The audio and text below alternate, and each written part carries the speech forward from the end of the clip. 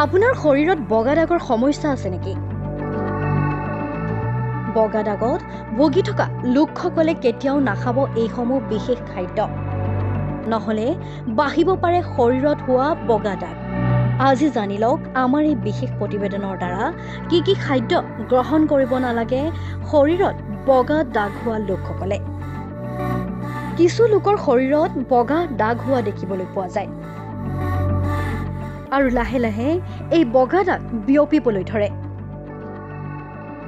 আৰু গোটেই শৰীৰত বগা দাগ হ'বলৈ ধৰে।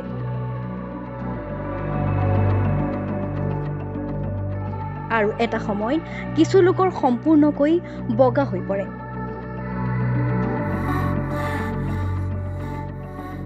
কিন্তু আপুনি জানেনে, আপোনাৰ খোৱাৰ প্ৰতি লক্ষ্য ৰাখিলে এই দাগ কম হ'ব পাৰে।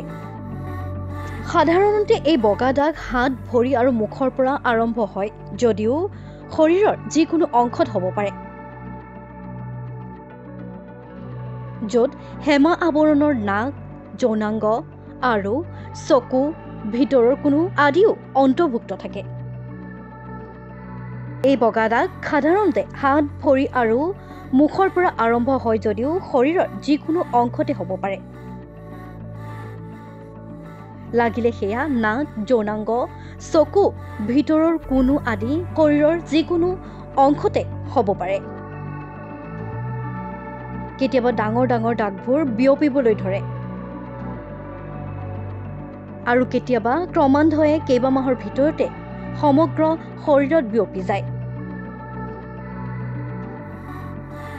চিকিৎসা বিজ্ঞানৰ দ্বাৰা স্বীকৃতিপ্ৰাপ্ত কোনো নিৰ্দিষ্ট খাদ্য নাই যদিও কেইবাটাও গৱেষণাৰ পৰা পোৱা গৈছে যে কিছু লোকে কিছুমান বিশেষ খাদ্য খোৱাৰ ক্ষেত্ৰত নেতিবাচক প্ৰতাৰ পেলায়।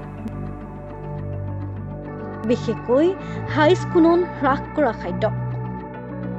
সকলোৰে শৰীৰ বেলেগ বেলেগ আৰু কিছুমান বিশেষ খাদ্য কিছু লোকৰ শৰীৰত প্ৰতিক্ৰিয়াৰ সৃষ্টি কৰে।